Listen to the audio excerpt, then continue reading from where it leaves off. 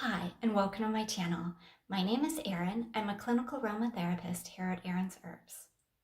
On this channel, I do weekly uploaded videos teaching you how to create your very own skincare products from the comfort of your own home. So whether or not you have never made skincare products or you have some experience, I hope that you will find this channel very informative. So let's get started creating. On today's video, I'm going to be showing you how you can make a cologne from home. This is a beginner-friendly formula, and it is easy to put together. So let me walk you through the step-by-step process on how I create this. So to create this cologne, the first thing that I'm going to need to do is create my base. Now for the base, the ingredient that I'm using today is ethyl alcohol. This is 200 proof. It is denatured. And what denatured means is it simply means this is undrinkable. This is going to act as the carrier for our fragrance, or in this case, essential oils. It will dissipate very quickly when applied to the skin.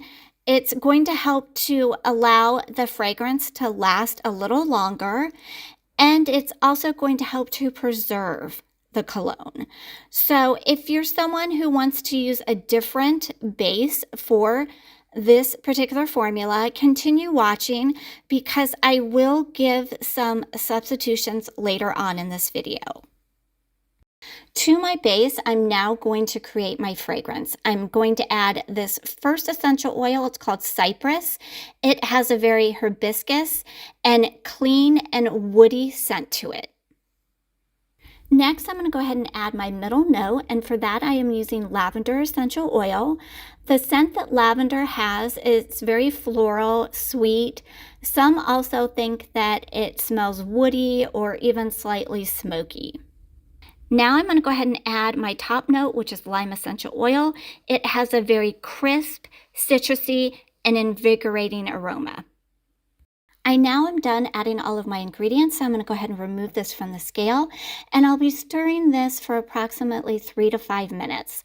Once I am done with all the stirring, it's time for me to go ahead and pour this into my spray bottle.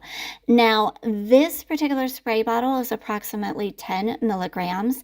And the reason I chose this bottle is because I am creating this for someone that does a lot of traveling and hiking. And so I wanted to make something for them that they could take with them wherever they go. Now, this formula does make approximately 10 grams of cologne. And then once you're done pouring everything into whatever container or bottle you're using, you want to allow this to sit for at least 2 weeks or longer before you use it. And the reason for that is because you want to allow the different scents to macerate, and that will create a longer lasting and a really beautiful fragrant cologne at the end. Once that time is up, then you can go ahead and use this as you normally would.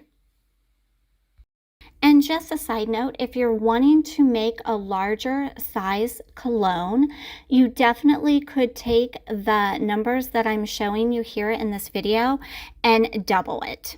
So now I'm just going to go ahead and spray some of this cologne onto one of my wrists and then rub both my wrists together. This particular cologne that I'm showing I made about 2.5 weeks ago, so the scent has really matured. And here is a final look at our finished cologne. It really was that easy to put together. Before I end this video, here are some substitutions. For the ethanol alcohol that I used, I would suggest using perfumer's alcohol in place of that. And for the cypress essential oil, you could use bay leaf essential oil.